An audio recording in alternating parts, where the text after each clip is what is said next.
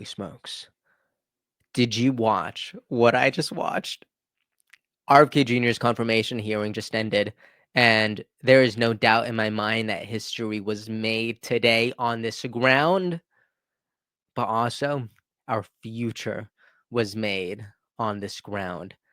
I am so happy and ecstatic of RFK Jr. today and his words, the language that he used, the unity that he brought in this room, the hope that he filled in that atmosphere.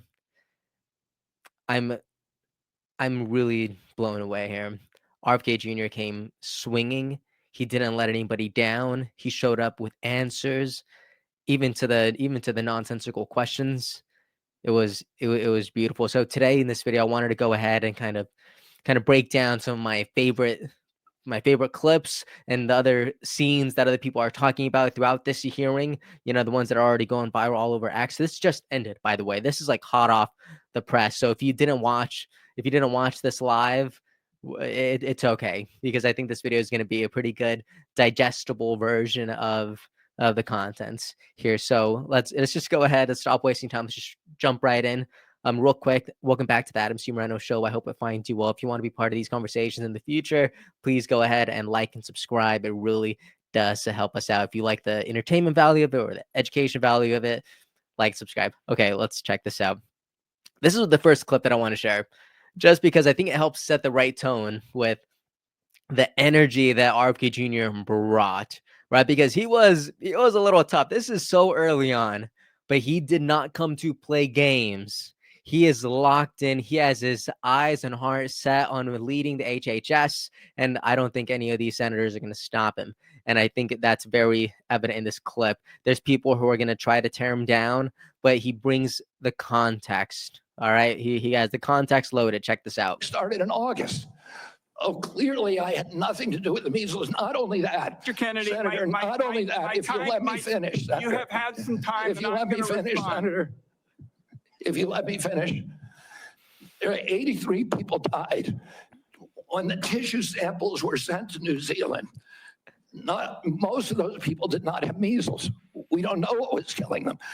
The same outbreak occurred in Tonga and Fiji, and no extra people died. There were 7 measles outbreaks in the 13 years prior to my arrival. I just would like to get my time back. The nominee wrote a... So this is kind of like the pattern that you're going to see throughout the hearing, right? There's people, they're asking questions. They don't want to hear the answers. They're trying to move on. They're trying to kind of water him down. They're saying that he's not answering the question, which is just completely absurd. It's crazy. So I love that he was like, let me finish. If you let me finish, and that's going to happen time and again. But check this out. This is the next clip. I love it because this senator has a really good gift. And his gift is that he does not let RFK Jr. answer the question. Check this out. My belief is we should leave it to the woman. We shouldn't have the government involved, even if it's full term. Did you say that, Mr. Kennedy? Senator, I believe that every abortion is a tragedy. Did you say it, Mr. Kennedy? This matters. It doesn't matter what you come here and say that isn't true, that's not reflective of what you really believe, that you haven't said over decade after decade after decade, because unlike other jobs we're confirming around this place, this is a job where it is life and death for the kids that I used to work for in the Denver public schools, and for families all over this country that are suffering from living in the richest country of the world that can't deliver basic health care and basic mental health care to them. It's too important for the games that you're playing, Mr. Kennedy. And I hope my colleagues will say to the president, I have no influence over him. I hope my colleagues will say to the president, out of 330 million Americans, we can do better than this. Thank you. We need to move on. Senator Cassidy. He didn't let him talk. What is this? RFK Jr. barely got a word in. That is crazy. But this, Mr. Bennett's idea that RFK Jr. can't change his mind, develop a new understanding, like in this conversation of abortion, like we've actually talked about that on this channel quite a bit, especially how RFK Jr.'s views have developed right on PBS. So they had like a 3-minute clip shared a year ago, but a year and a half ago, and RFK Jr. was sharing his position, and then his position changed later. Why? Because he learned new information, and that is okay. You are allowed to change your mind when you learn new information. Don't let anybody try to tell you different. All right. Now, I love this. Has to be probably my favorite clip right here. This is kind of the third clip that I wanted to share, just because it perfectly represents that RFK Jr. He's not there for the sake of vanity. He doesn't need the political power. He doesn't want that juice. He doesn't care for it. He's fine. He's content. He had a great career. He doesn't need any of this. He's here because he wants to help people. Check this out. Why can't we just agree with each other to put differences about so many issues, intractable issues aside, and say, we're going to end this? I don't think anybody is going to be able to do this like I have because of my peculiar experience, because I've litigated against these agencies. When you litigate against them, you get a PhD in corporate capture and how to unravel it. I've written 6 books about these agencies. I know a lot about them and I know how to fix it. And there's nobody who will fix it the way that I do, because I'm not scared of vested interests. I don't care. I'm not here because I want a position or a job. I have a very good life and a happy family. This is something I don't need. I want to do this because we're going to fix it. And the other thing is, we are attracting now a caliber of people to HHS like never before in history. And they're entrepreneurs, they're disruptors, they're innovators of immense talent that are walking away, many of them from growing concerns. They're not coming there for position. They're coming there because they want to save our country. And they're from across the political spectrum. And all these Democrats are opposed to me for partisan issues. They used to be my friends, agreed with me on all the environmental issues that I've been working on for my whole career. Now they're against me because anything that President Trump does, any decision he makes, has to be lampooned, derided, discredited, marginalized, vilified. We need to move on. Oh my gosh. Are you kidding me? There's so many good points made here. For one, RFK Jr. was talking about how like there are so many people who are moving in these industries, in these arenas, because they're not there for political reasons. They're there for the good of the country. They're there to push humanity forward, and we got to keep these people. And I love that he even talked about his unique position or his unique role. Like maybe it is him being a Kennedy, maybe it's him having a career as a lifelong attorney and fighting corporate capture, but it's all of those things that actually work together to create a really unique space for him to actually affect change. And this is the variable that he is the change agent. It's the change agent variable. Not a lot of people could make that kind of impact. Even the senator today, they said, like, your words matter. What you say has influence. What you say has weight. It carries things. And I'm like, yes, it does. And that doesn't happen with a lot of people. Only the specific few, only the gifted, only those with gifted minds. And RFK Jr. has a gifted mind. So I love this. He doesn't need to be there. He doesn't need to go through the ringer, but he's there because he believes in this. He believes in this future. He believes in making America healthy again, and he knows that no one else is in a position that they could create that kind of change, but he is, and he can, and he will. All right, now I want us to go ahead and talk about some of the things that I've seen online. For one, like, this is even before it started, so I thought this was wild. But look at that. I saw this from M Tribalism. They wrote, reporters are pre-writing negative headlines about RFK Jr.'s confirmation hearing before it even started. You don't hate mainstream media enough. And this is the article that someone was working on right there on Capitol Hill. RFK Jr. faces grilling on anti-vaccine comments and animal mutilation at confirmation hearing. Trump live updates. That's a crazy headline to write before it even started. That is wild. This is the video.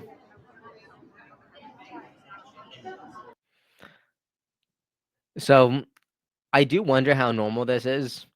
I don't think it's completely out of the question for people to for people to be pre-writing headlines, things like that. I feel like that's not too out of the question, but how specific this is crazy. The fact that they knew that RFK Jr. was going to get grilled for this specific issue, that's a tough pill to swallow. Okay, so now onto something a little bit more positive. Look at this. This is an interaction between RFK Jr. and Senator Roger Marshall from Kansas. But check this out. It is so good. And I believe for such a time as this, that you're not just one of 300 million people. I think that you are the person to lead HHS to make America healthy again, that God has a divine purpose for you. And I look forward to your confirmation and working with you to make America healthy again. Thank you, Senator. Thank you. Senator Warnock. Look at that. You hear that crowd? Oh my gosh. Nothing warmed my heart more. Also, RFK Jr. brought some jokes. It's like he didn't just come to swing. He came to also laugh and enjoy this moment with people. Check this out. I don't want to take food away from anybody. If you like a cheeseburger, a McDonald's cheeseburger, a Diet Coke, which my boss loves, and you should be able to get them. If you want to eat Hostess Twinkies, you should be able to do that. But you should know what the impacts are on your family and on your health. Oh my gosh. And you know what I love about this too? I love that throughout the hearing, he was referring to President Trump as like the boss, but it's that kind of almost like unilateral alignment that actually represents so much strength in this administration. Because it would be a problem if they were like, no, I kind of agree here, I kind of don't agree there, and now there's kind of gaps that are filling in between the spaces. But no, the fact that they are in complete agreement here, the fact that this mission is so strong and so bipartisan that they are just completely aligned, that to me is because honestly, a strong Trump administration is a strong America. Okay. And a strong America is just good for the world. So I love that. All right, check this out. I also saw this from Chief Nerd. They wrote absolute mic drop from RFK Jr. Listen to these 2 minutes, but check this out.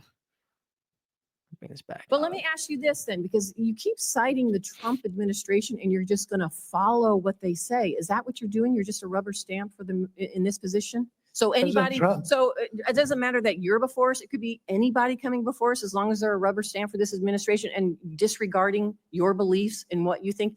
I guess my question to you is, if it really is fundamental to what you believe, how do you live with that? How do you address those issues as you're moving forward, You want me to knowing answer that the it's going to question, harm Senator? Americans? Yeah. You want me to answer the question? No, I'm asking you. He is so dead serious right now. Do you want me to answer the question? Are you going to give me a second to talk? Jeez, that's so good. Okay. President Trump has asked me to end the chronic disease epidemic and make America healthy again. And I'm So in a is that the unique only reason why position. you're at HHS? Is that the Excuse only me? reason why then you're at the HHS, to address that one issue? President Trump has asked me because I'm in a unique position to end that. And that is what I'm doing.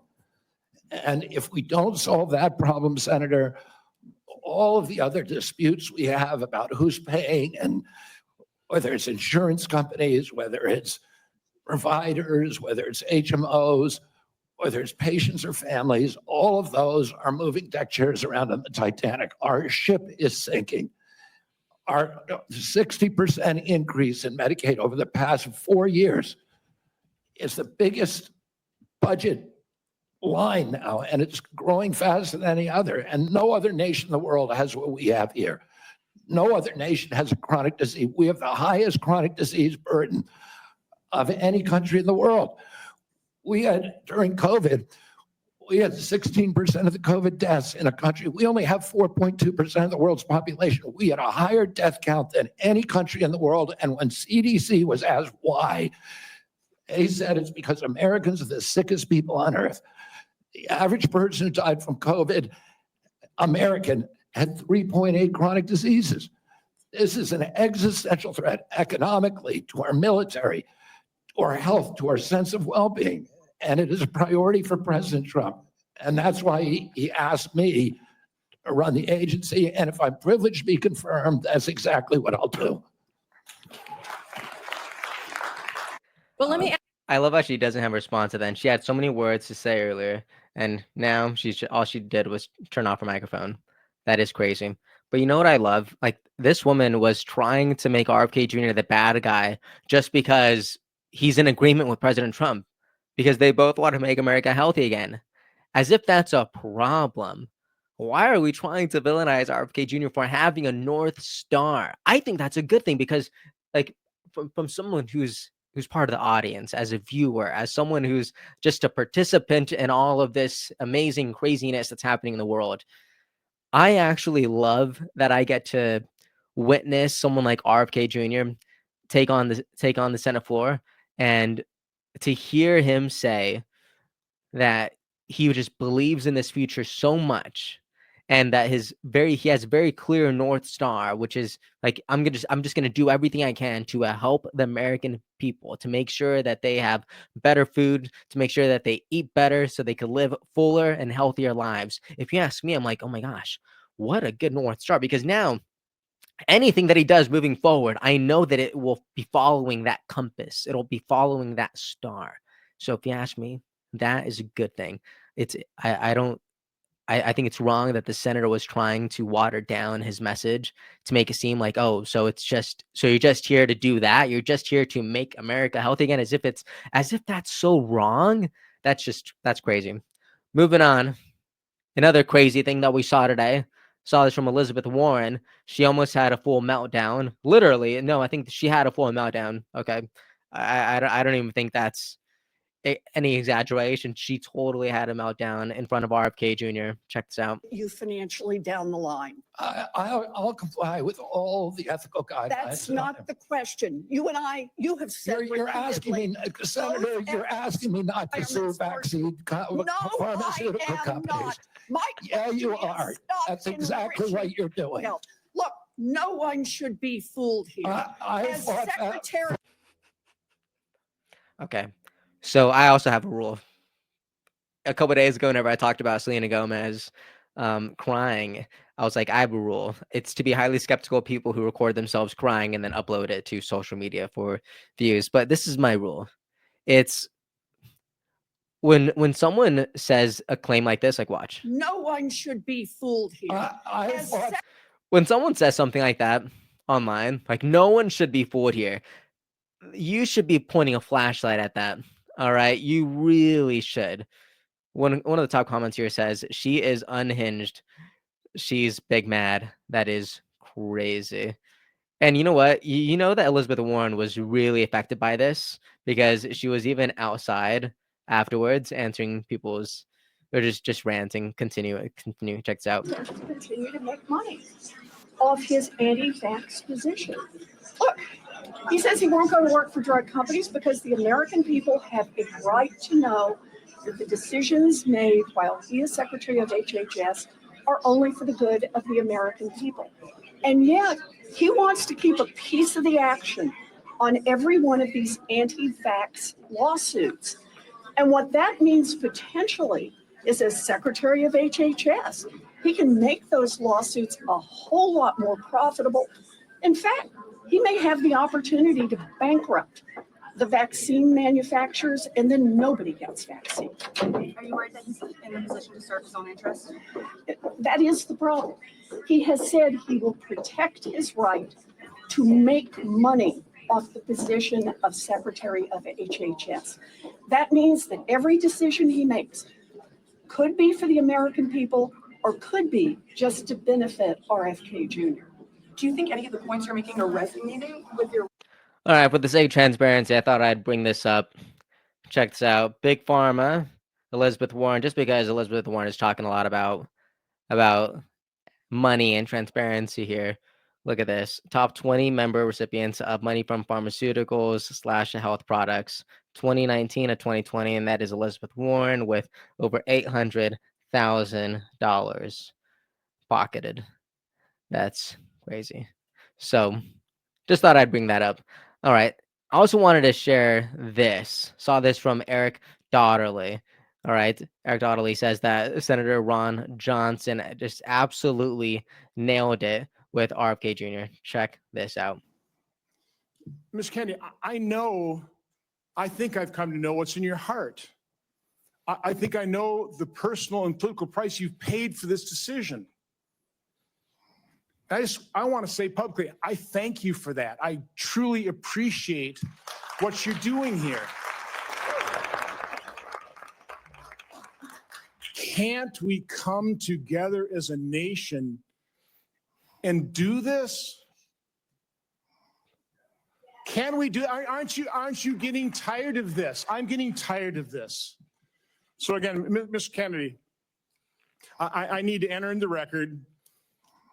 These are just 11 letters of support signed by 63,000 people, thousands of doctors, from the American Association of American Physicians and Surgeons, Independent Medical Alliance, the North Carolina Physicians and Freedom Group, Governor Jeff Landry from Louisiana. These are Americans, nonpartisan. A lot of these people I know because I've advocated with you. A lot of them are Democrats. They put their political differences aside. So, Mr. Chairman, I'd like to enter this in the record. Without objection. So good. Jeez. I love this. Can't we just come together? Aren't you tired of this system being broken? Man, I love that. All right. Now, this is going to be one of the last clips that I share. Also saw this from End Tribalism. And I made a tweet about this, right? Because I just hated that so much of the conversation that we saw today was questions directed at RFK Jr. and they were demanding to be in the form of a binary answer. And it's just like, oh, give me the yes or no, answer the yes or no. And RFK Jr. delivered an incredible response right here. Check this out. I need him to answer yes or no. Yes or no? Do you I'm not going to support? answer yes or no to a question that's not susceptible to an honest yes or no Okay, answer. I can't We get an need to answer. move on. Are you kidding me? Did you hear that? I'm going to play it one more time for you, but it is so good. A question that's not susceptible to an honest yes or no Okay, answer. I can't. See, I don't know why, but so many people are going to try to put you in a black and white box, but the world isn't black and white. It's almost like trying to answer a three-dimensional question in 2D. It'll never be enough. And it's almost inappropriate to even think about answering that way just because it's missing so much nuance and context. I wrote this tweet out and I published it on the line on my Twitter, and it was, I'm genuinely concerned for the senators who tried to oversimplify complex and nuanced issues and demand a binary black and white yes or no answer. How dare you? This conversation is too important. Stop with the games. Context matters. But man, I don't know why so many senators were out here just with a yes or no. It's like, I understand time is limited, but ask better questions and don't let it be confined to a yes or no. It's a confirmation hearing. All right. And if you ask me, there wasn't enough hearing on your end. All right. Okay, this is actually the last thing I'll share. I didn't see anybody else share this, but this is such like a this to me perfectly kind of wraps up the entire conversation that they had, because RFK Jr. was answering a question and then the person was like, he's not answering the question, and RFK Jr. hilariously goes like, what do you want me to do? Checks out.